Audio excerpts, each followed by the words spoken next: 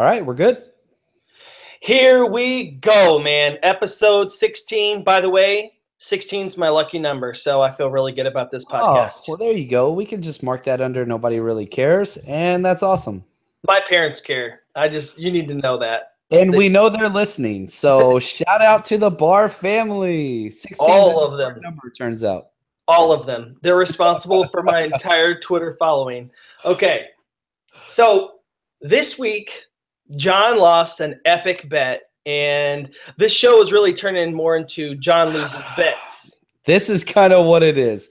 And, that's okay because Andrew Luck's already not playing this week, so I feel like I'm definitely losing that Matt Ryan versus Andrew Luck bet.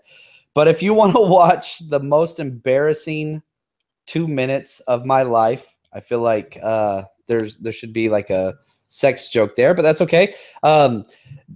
Go Google or follow us on YouTube. Or let me start back over. Twitter. Go follow us on Twitter.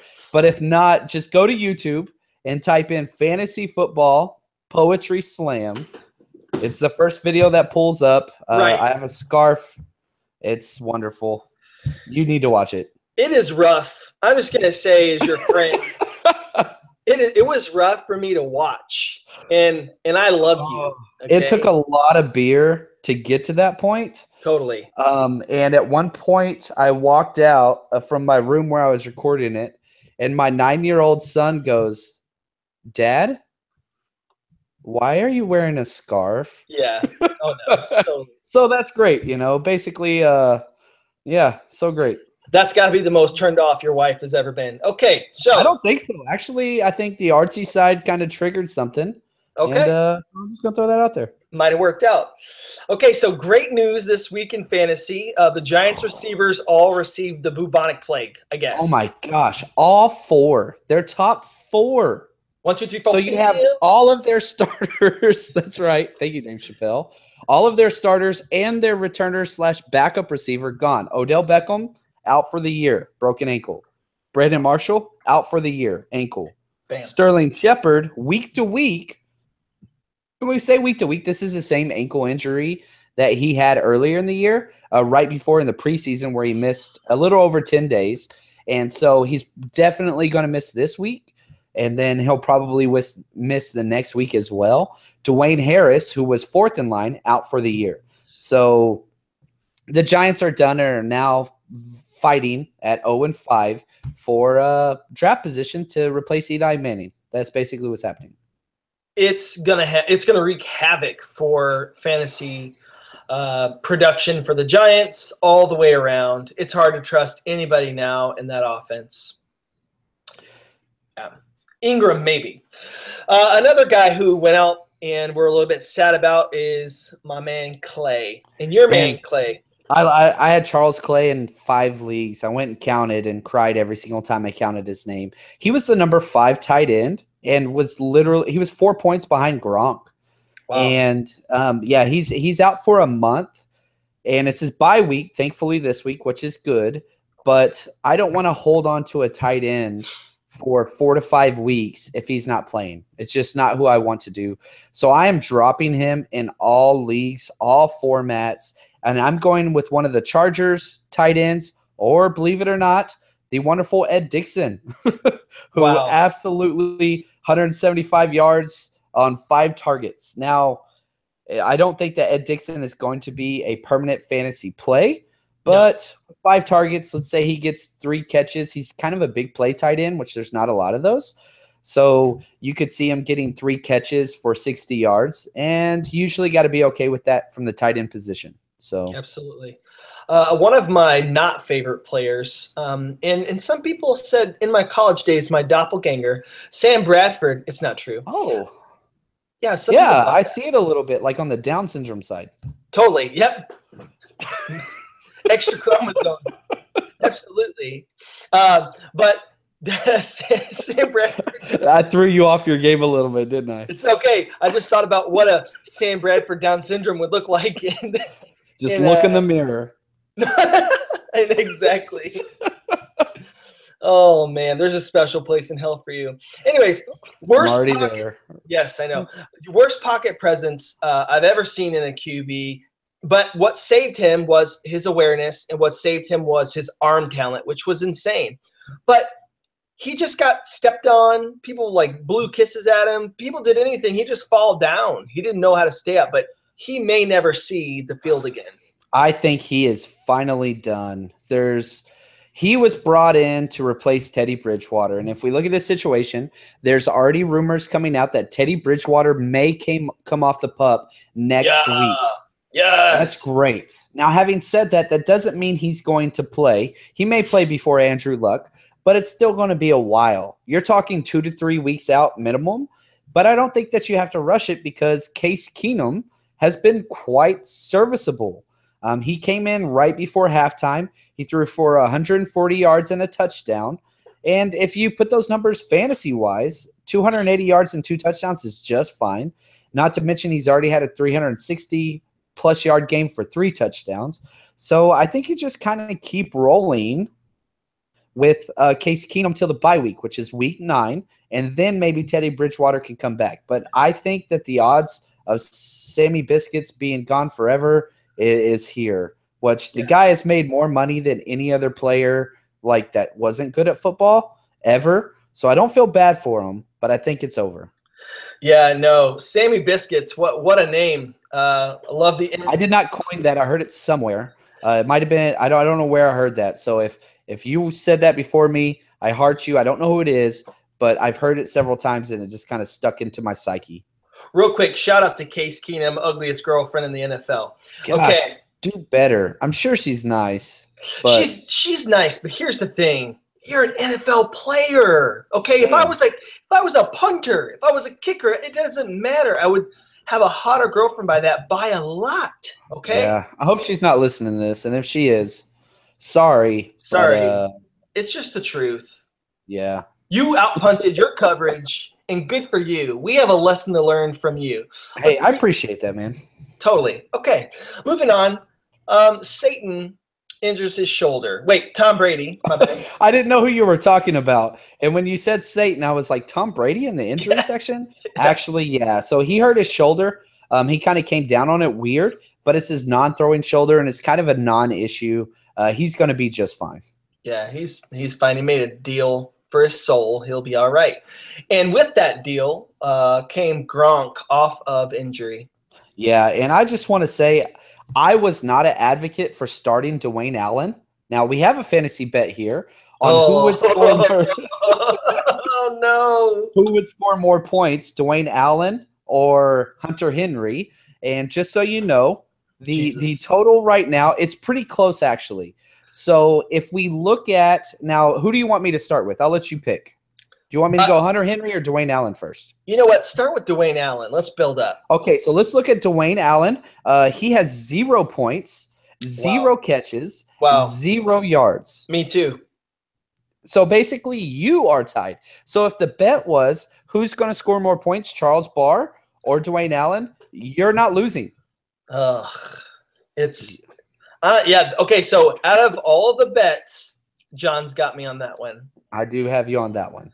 But Hunter Henry, he's got 2 touchdowns. He only has 12 catches, but he's the number 19 tight end right now. And I think that's going to start continuing to take an uptick. Yep. He's received a little bit more and a little bit more work every week. But having said that, like the guy, he doesn't need a lot of targets. He is touchdown dependent, but he's got the greatest quarterback in NFL history that throws the tight ends. So the Raiders this week, oh my goodness, play them. And I watched the Chargers play my Eagles, and I'll say the only issue with Hunter Henry is not that he's not getting looks in the red zone, it's predictably going to him. So teams are doubling down on this guy. So, yep. Speaking of my Eagles, one of our running backs, Smallwood, still not practicing, probably not going to play this Thursday. What do you think? Man, I don't think they will because it's a Thursday game. He didn't practice today. So what are you going to do? Usually Tuesday, Wednesday is kind of your walkthrough practice. If he does not practice tomorrow, it will be 100%. They might call it a game time decision, but he's not playing Thursday. There's no reason to rush him back when you had LeGarrette Blount, who actually looked really good. Like, how crazy is that? LeGarrette Blount looked good. And so if he's serviceable for that offense, which is predominantly pass heavy, you're going to be just fine. You know what they did? They stopped running him out of shotgun as much. You can't do that. You have to play to their strengths. And, man, the preseason just pissed me off. But hopefully, how did Corey Clement look? Like, I want to ask you, I know you watched every snap 5 times. Yeah, they didn't really give him a ton of work. It was Kenyon Barner had some snaps. Actually, maybe as many snaps as Corey Clement. I still like Corey Clement, though. Yeah. I got you. Especially in like deep, like dynasty leagues, I could totally see a spot there. But pick up Smallwood if he's available because he's going to be a feature back with reception, especially half point PPR and full point PPR. Like, go get that guy. But I don't think you're playing him this week. Right. Derek Carr finally expected to be back. Expected to be back, which is such good news. That team is bad. They were bad last year. They had the worst defense, second to worst defense in the entire NFL. And they were carried because Derek Carr and that offensive line was just legit. And the receiving core was great. Everything was clicking. But if you take one thing out of that offense, it all falls down because that defense is terrible. I still don't see the Raiders making the playoffs, but he at least makes that team fantasy relevant. Everybody except Amari Cooper. Amari Cooper is awful at football. Yeah, he's bad. And that's another bet I'm going to lose. I had the Chiefs in last place. I don't want to talk about that. That's weird. So, how many teams are in the NFL? I think I know, but maybe you could help me out. How many are there? 32. There's 32. I think there's only one team that is undefeated so far out of those 32 teams. I don't remember which one that is. The Chefs. It's the Chefs, one of the greatest commercials of all time. If you're hungry, eat a Snickers. And if you pick the Chiefs to finish last place, you're ridiculous. Yes. Whoops. Anyways, I'm ridiculous, I guess. And I have Down syndrome, but you learn things all the time. Why do you got to hold on to these things? Just let them go, man. Just let them roll off the bat. 5 minutes ago. Anyway, so Jordy Nelson said he's fine, but he hasn't looked fine all season to me. What's up? Well, he looked good, and he keeps scoring touchdowns. The crazy thing is he's still leading the entire NFL in touchdowns receiving. He has 6 on the year. Nobody else has more than 5, and only Chris Hogan and DeAndre Hopkins have 5. So with Jordy, you just got to be happy, but he sat out most of the fourth quarter as a hamstring issue.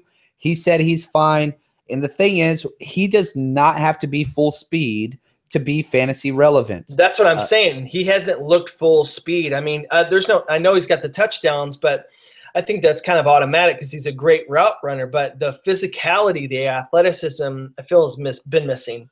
So I'll say this. I think you're right, but this week we saw kind of worst case scenario. So he didn't play very much. He didn't get a target until late in the second quarter, but he still finished with 2 catches, 24 yards, and a touchdown. So he's not going to cost you a game. He scored a touchdown in every game this week. And so you just got to kind of keep rolling with him. Hold on. He did not score a touchdown in week 2. He didn't even get a target that week. He didn't really play, so just keep that in mind. But besides that, he's totally safe. Best quarterback in football. And Devante Adams, holy freaking cow, man. I was lucky to get this guy in a lot of leagues. He's the number 9 receiver right now and is just totally killing it. He's a guy you got to start, and I think he'll end the year again, back-to-back years, top 12 wide receiver. And you know what? Sometimes people just don't let things go. Like my brother. Okay, I was wrong about Devante Adams. I don't know how many times I have to say this to you. I was wrong about this. I was wrong about The Office. The American version is far superior to the English version. Can we just put this to bed? Because you've been wrong about way more stuff. Okay, and I'll just say this. Shout out to Rich, your brother. Yeah. He's definitely the cooler of the Barr brothers. Mm-hmm. And he's a loyal listener, and just want to say shout out, man. You always come through, brother. Shout out to another loyal listener, Danny the Kingslayer. That's my dude. All right. Andrew Luck. I think I'm winning that bet, dude. The bet was the wonderful Matt Ryan or Andrew Luck will have more fantasy points. I wish I would have said fantasy points per game because I still think I don't think Matt Ryan's doing very well, to be honest with you. Go ahead. He's playing, though. That is correct. Matt Ryan is playing, But Andrew Luck is not. But Matt Ryan is currently quarterback number 26 in fantasy. He is behind Josh McCown, Blake Bortles, Trevor Siemian, Brian Hoyer. Jacoby Brissett has more points than Matt Ryan. So I feel like I was right about Matt Ryan. I was just wrong about Andrew Luck's injury. However, you got to spin it for yourself. Sure. It helps me sleep. Bilal Powell out, and Forte still has turf toe. What a mess the Jets continue to be. So we can say that, right? Like, okay, the Jets are absolutely terrible. Yep. But they're not playing that bad football. Like, they're actually winning football games. They are 3-2. They are tied with the New England Patriots for first place and the Buffalo Bills for first place in that division. Who's been their competition? I know 1 week was the Browns. No, hold on. You can't say that. Like, they have actually beat some decent teams. They beat the Bills, they beat the Raiders at Oakland and Miami, and they beat your Jacksonville Jaguars. Hold on, whoa, sorry. Pause the brakes. These are just teams they played. Yeah, man. So they lost to the Bills and the Raiders. Yeah. But they're on a 3-game win streak. They beat Miami, they won at Jacksonville, and they beat the Browns. Like, you got to give them credit for that. Okay, so you beat the bottom 3 teams. I mean, and the Jags are going to be up and down. That defense isn't always going to be able to save them. Jay Cutler is an idiot, and that's all I got to say about that. But here's what's great, okay? They play the New England Patriots. The Jets play the Patriots at home, so they're in New York for first place in the AFC East. How great is that this week? That's awesome. I love football. And the Patriots are going to stomp their brains like Negan in friggin' Walking Dead. All right, next, go ahead. I so hope the Jets win. I'm pulling for them more than any team. Oh, absolutely. I hope that Tom Brady falls in a sinkhole and never returns. All right. Now, hold on. Now, with Bilal Powell and possibly Forte out, Elijah McGuire, who I don't think is an NFL talent, is a must start and add in all formats. He is going to run the ball and catch the ball a ton. The Patriots defense is terrible, especially against running backs. So Elijah McGuire this week must start in all situations. Mariota, a game time decision. Yeah, I don't think he's going to play personally, but it's a possibility how he responds. I'm really disappointed in Tennessee and how they started this year, but hey, we'll see what happens. Julio, he's back, baby. Dude, this is crazy. So there were reports out there that Julio was going to be out for a long time. He practiced today. And this is just who Julio Jones, that's very hard to say, has been. It's tough. Julio? Come on now. I don't have a stutter. But the idea is this. Julio Jones is going to miss time and get nicked up in games and sit out. He's always been this guy for the past 4 years straight. He gets hurt. He steps out, he goes in, he has a 300-yard game, then he has a 5-yard game. So you just kind of you got to grunt your teeth. If you can sell high, great. Odds are you cannot. So you just got to kind of roll with them. Gotcha. Last injury update for you folks out there. Devante Parker. Man, he got so damn lucky. He was seen on the sidelines with crutches before the game finished, and supposedly it's just a minor ankle issue. And it's going to be a game-time decision probably. So they're saying he's iffy, 50-50, but, man, not that I want to play Devante Parker ever in any time, especially in this offense, but some people drafted him high and you're kind of stuck with them, but he is there.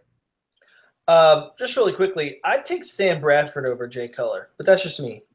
Yeah, I think I would too. Trade alert. And here's the thing, real quick. You and I called this a long time ago. This was you more so than me. You said, is AP going to get traded? And I think you said it right after the Vikings injury to Dalvin Cook, didn't you? I've been talking about it before that, but, I mean, we started talking about it in an episode. I think we really kind of talked about how I didn't think that AP was going to stay long-term with the Saints. Could be traded this year before the season even started. That was pre-week 1.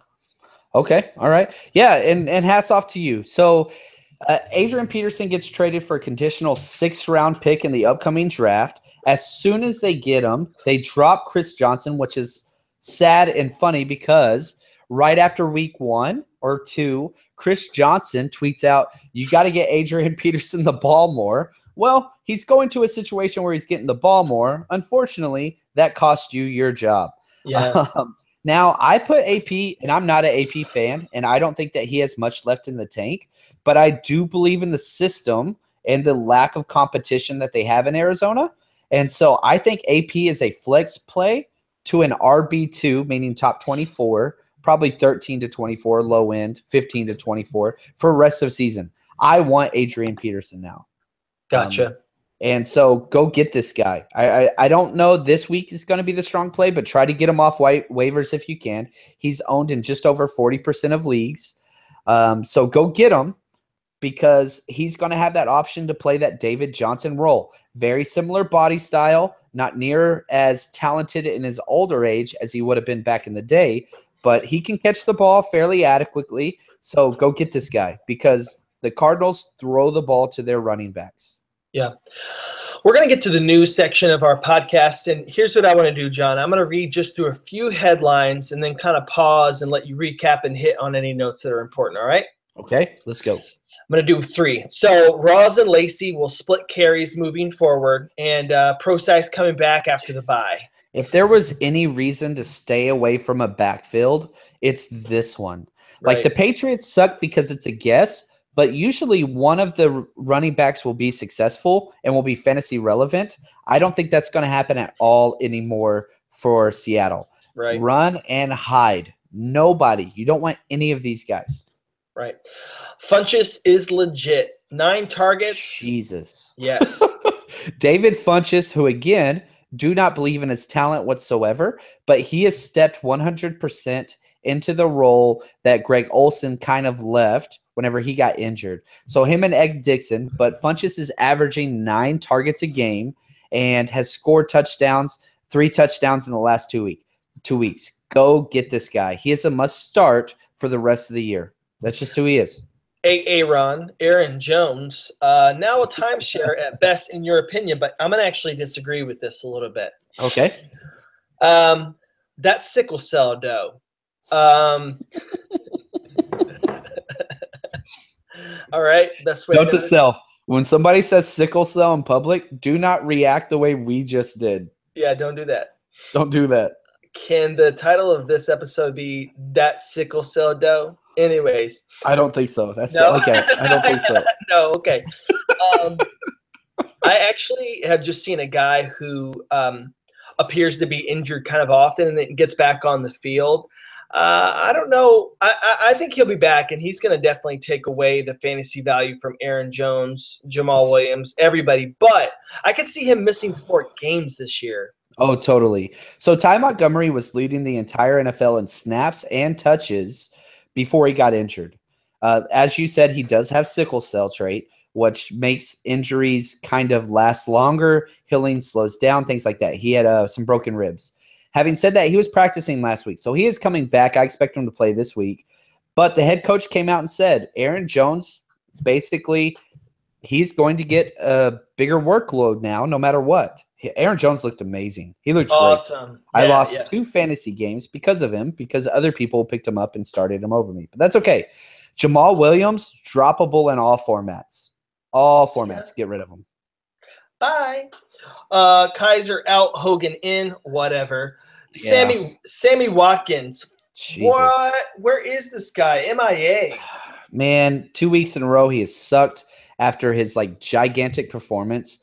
And the thing is, Jared Goff, the way that they read their offense is half field, and the primary read is away from Sammy Watkins every time. The opposing defense sticks their best corner on Sammy Watkins, and then they basically look away from him.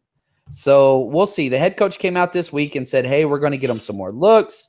We're going to kind of get him more involved. But again, man, what does that look like? There's still – I don't know. He makes me so sad. Right.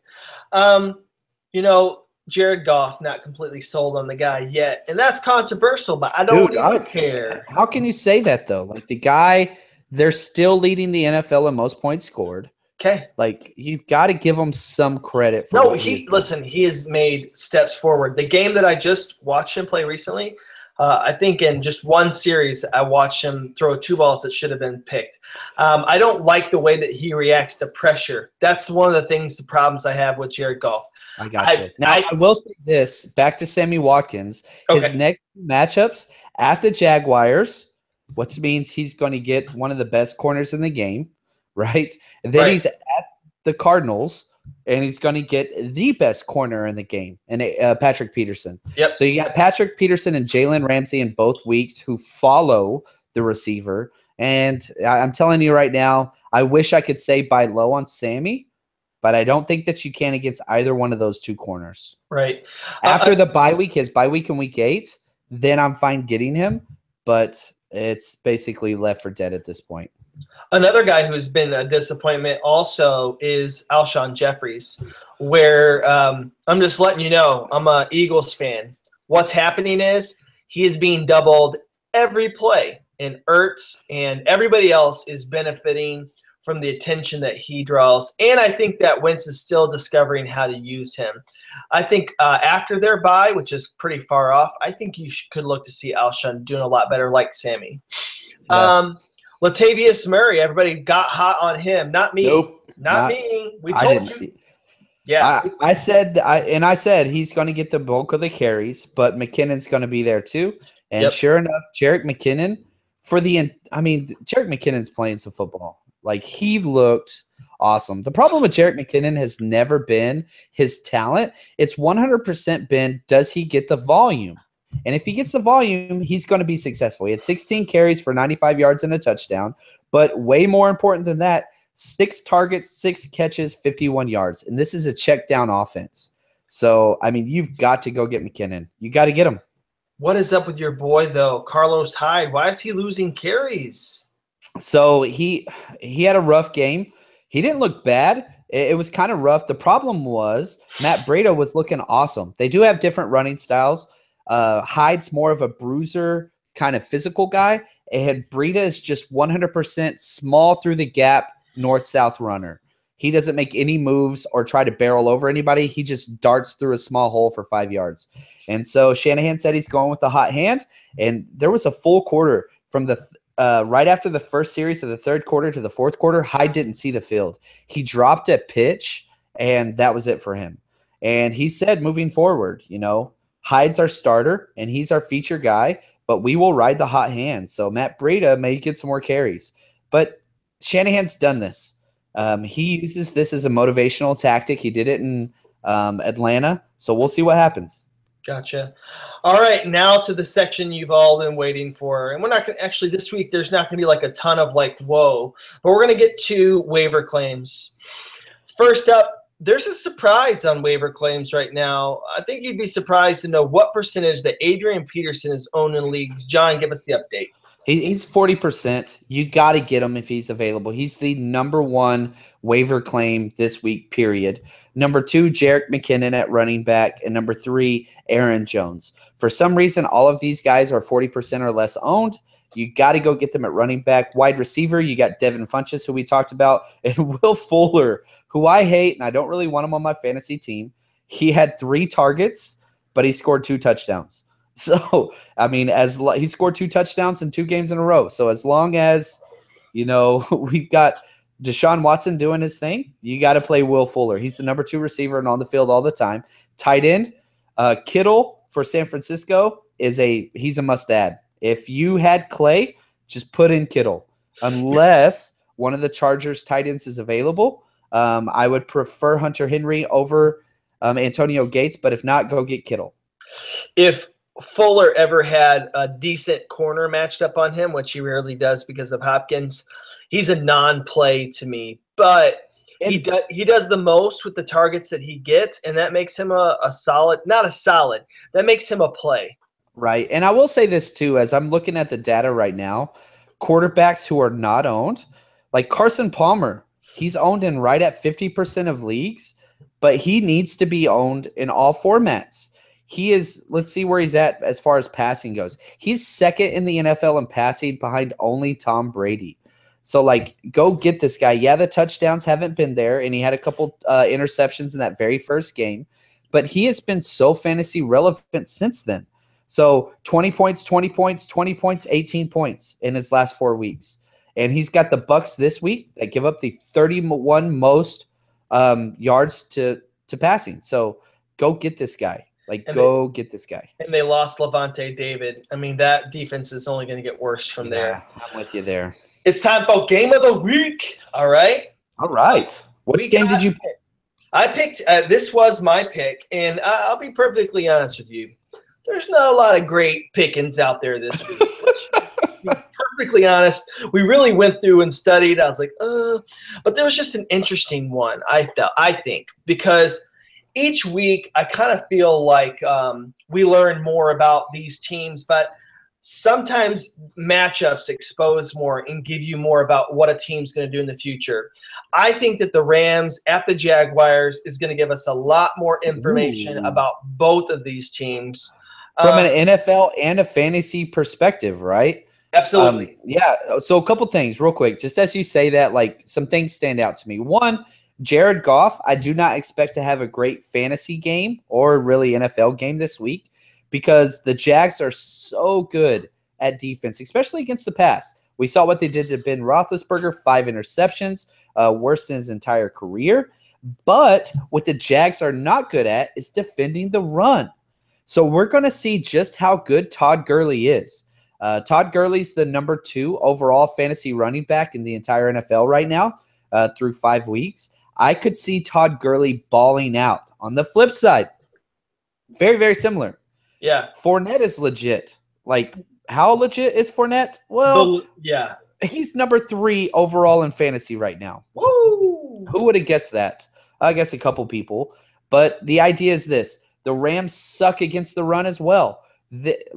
I don't know. I haven't finished all my projections, but I would be willing to say that there's a strong possibility Leonard Fournette and Gurley could be number 1 and 2 in fantasy this week for running backs. Now, Blake Bortles is almost a non-start in every single format completely. I don't care. Stay the hell away from Blake Bortles this week. I've got something to say about that. Dude, what is it with you and Blake Bortles? Like, I don't understand.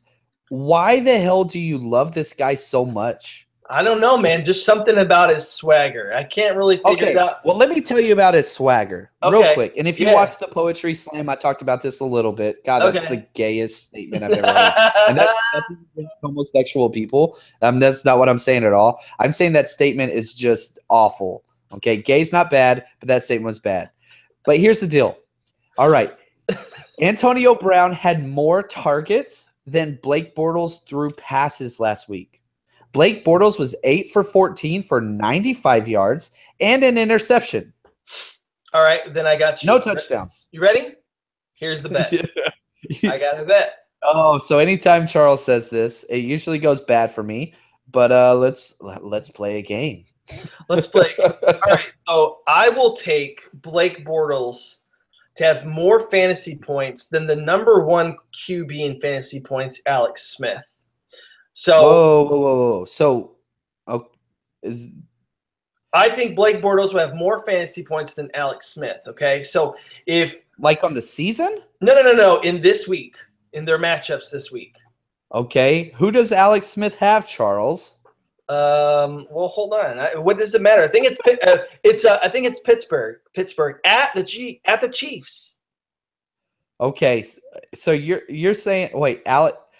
Whoa. Okay, so you're taking Blake Bortles? Yeah, I'm taking Blake Bortles to have more fantasy points than Alex Smith against Pittsburgh. This week? Put your money where your mouth is, son. Okay, yeah, I'll take the bet. Okay. So what do you want to bet? I'm totally down. I'm typing this biz out. I want to keep it where it's been. Like this Poetry Slam, nothing's going to beat that. But here's what I think we do. Okay. So you have to go on YouTube Live and you have to do a sort of like a 1-act play of The Notebook, and you've got to play both characters, and you got to be fully serious with emotion and everything and put that on Twitter, whoever the loser is. So, now, real quick, I just want to say a couple things. Okay. You have come up with a couple bets. I feel like all of my bets have to do with scotch, steaks, pizza. Your bets have had to do with The Bachelorette, Poetry Slam, and now The Notebook. Pattern. Okay, so real quick, let me just restate these terms and make sure that they're okay. Okay. I am saying Alex Smith will outscore Blake Bortles in week 6, and you're taking Blake Bortles, and the loser has to do a scene from The Notebook? Yes. All right, man. Bet on.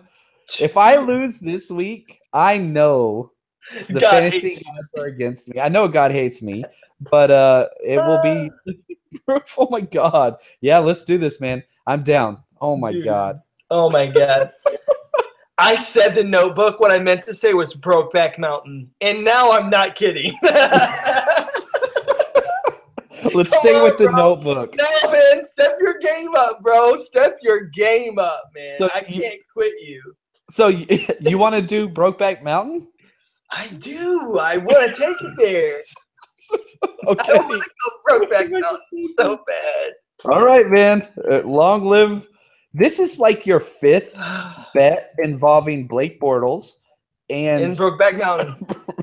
It's funny. I typed in Broken Mountain. What I think might be the sequel.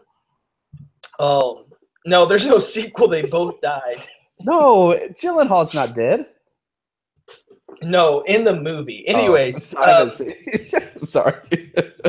You haven't watched that 500 times like me? Okay, no, guys. I heart you, man, but no, not like that. Oh, man. All right, let's move. We're never going camping, just so you know.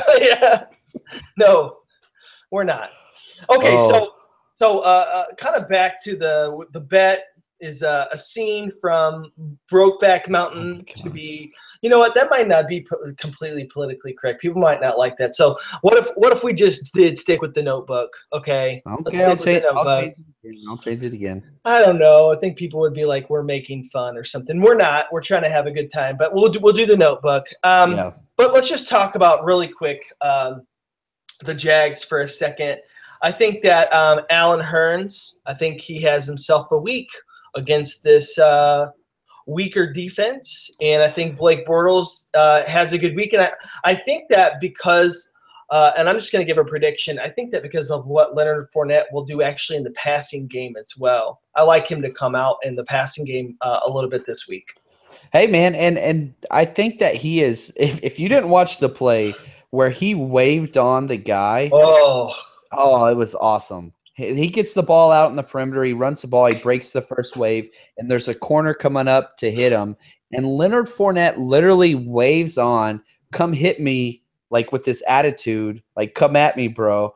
And it was just so great. It was so wonderful. And the guy popped up like he was hard, like he did it. And it's like, no, buddy, you got laid out. Yeah, Leonard Fournette's a man. Yep. He just is. But if you look at what the Rams defense does is they stop receivers – and they allow the run. So, like Doug Baldwin, for instance, the number 1 wide receiver last week, 8 targets, 4 catches, 37 yards.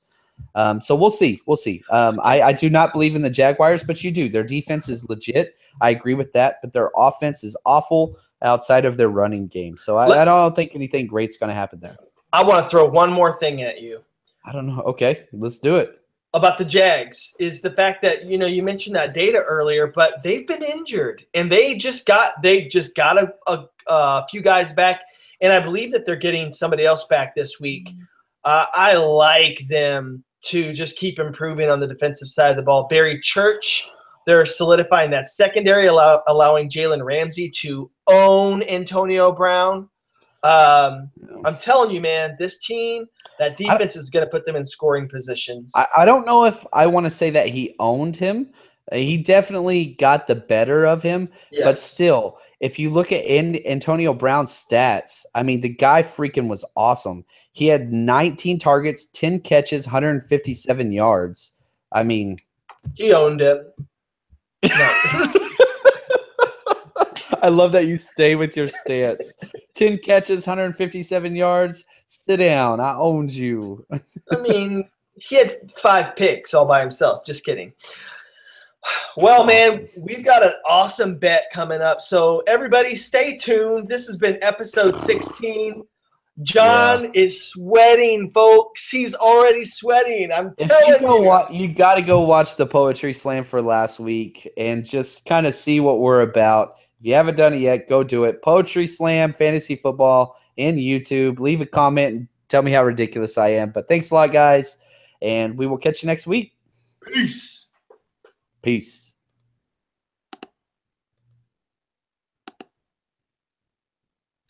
All right. I pressed stop on my Audacity.